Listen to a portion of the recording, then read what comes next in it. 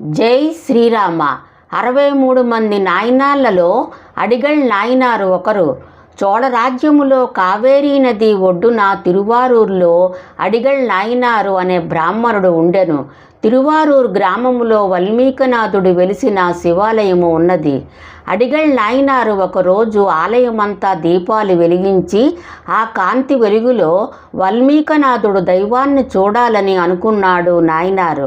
అయితే ఇంటికి వెళ్ళి నెయ్యి తీసుకువచ్చేసరికి చీకటి పడుతుంది అని ఆలయానికి దగ్గర ఉన్న జైన మతస్థుల ఇంటికి వెళ్ళి ఆలయములో ఉన్న దైవానికి కొంచెము నెయ్యి ఇస్తారా అని అడిగాను.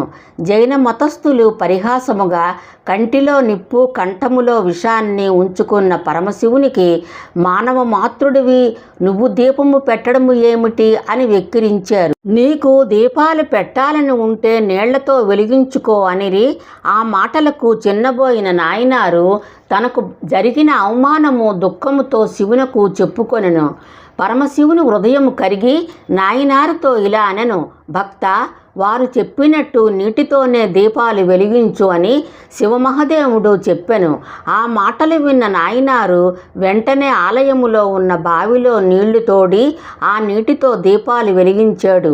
నూనె దీపాలు కంటే నీటి దీపాలు ఎంతో ప్రకాశవంతముగా వెలిగాయి. అప్పటి నుండి నీటితోనే దీపాలు పెట్టేవాడు. ఈ సంగతి చోళరాజుకు తెలిసింది.